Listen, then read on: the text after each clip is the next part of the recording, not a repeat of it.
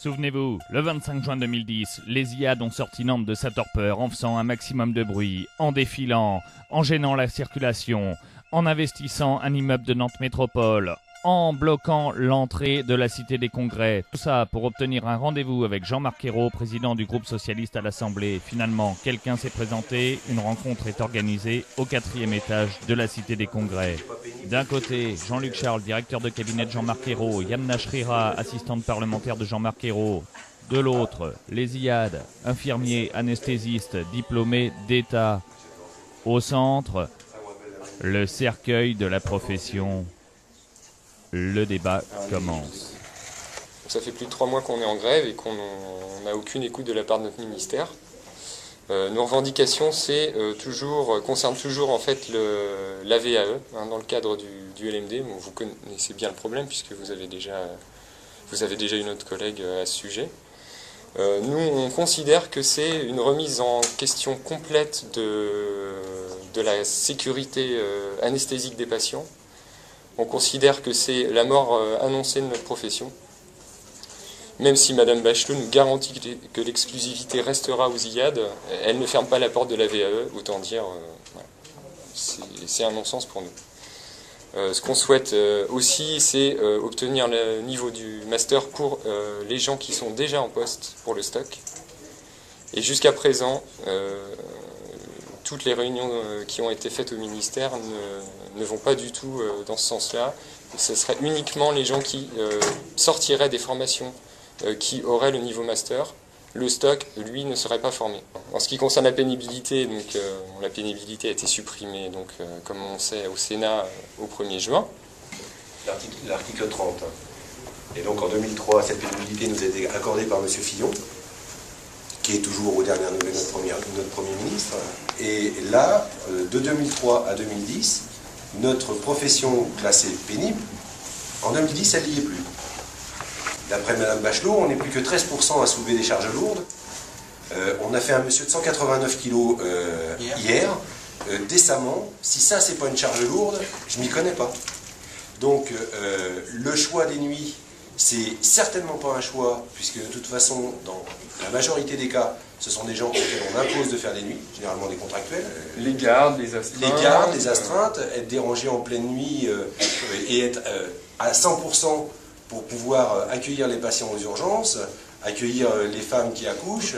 On travaille sur des plateaux techniques qui sont soumis à du stress. On considère que tout ça fait que notre métier n'a pas à ne plus être considéré comme un métier pénible. Voilà. Vous parlez aussi de la génération 2002-2012 des infirmiers anesthésistes qui ont été sacrifiés. C'est un peu compliqué. Bon, en 30 secondes, moi qui suis la première génération 2002, c'est 350 000 balles de l'époque que je perds sur ma carrière par rapport à quelqu'un qui a été diplômé en 2001. Donc, voilà, je suis descendu d'échelon 7 infirmier à échelon 4 infirmier anesthésiste et j'ai touché 3 € de plus par mois. Voilà, 2 ans de formation. Parlons maintenant d'un problème plus spécifique au CHU de Nantes, les assignations. Pour l'instant, vous êtes sur le principe des réquisitions, c'est ça? On est à Aujourd'hui 100% réquisition. Donc le droit de grève, il est où? Il n'y a plus de droit de grève à l'hôpital de Nantes, dans le 100% d'assignation. On a rencontré la direction et on leur a dit voilà le programme opératoire prévu le jour de notre manifestation nationale. On voudrait que les assignations soient minimales. On nous a répondu écoutez, on va voir ce que ça peut donner. Donc on a montré par A plus B qu'il y avait des gens qui pouvaient être reportés. On avait même admis assez facilement que s'il fallait, sur les autres jours, on ferait des efforts.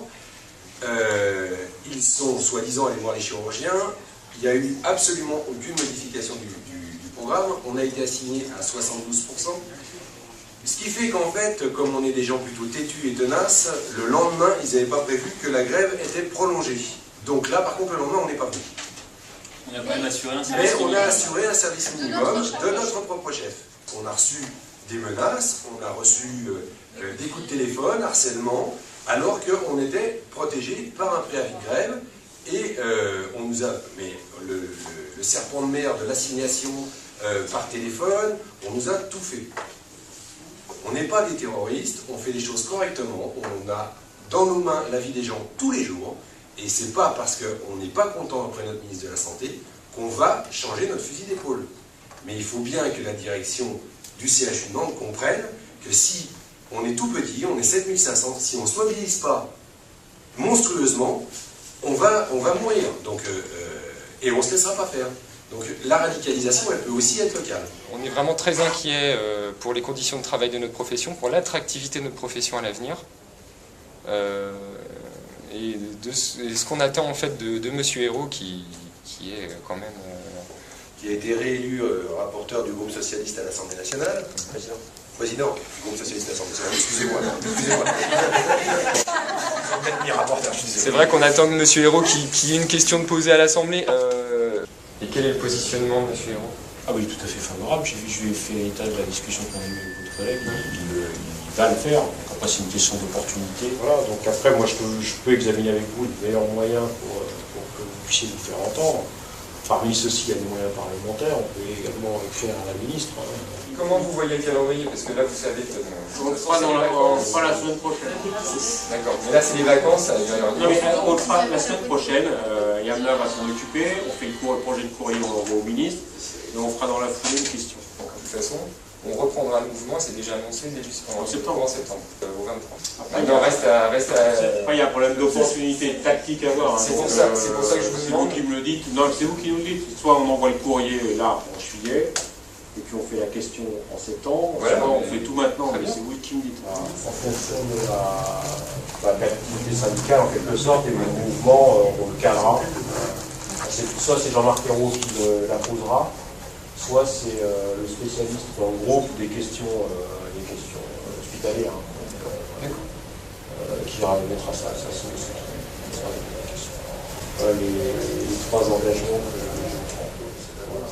C'est parfait, merci. Merci. Merci. C'est ce qu'on voulait chercher. Merci. Et voilà, ils sont tombés d'accord. Ils n'ont pas rencontré Jean-Marc Hérault, mais des questions seront posées à l'Assemblée en septembre à Madame Roselyne Bachelot. Et le mouvement, lui, reprend en septembre. Affaire à suivre.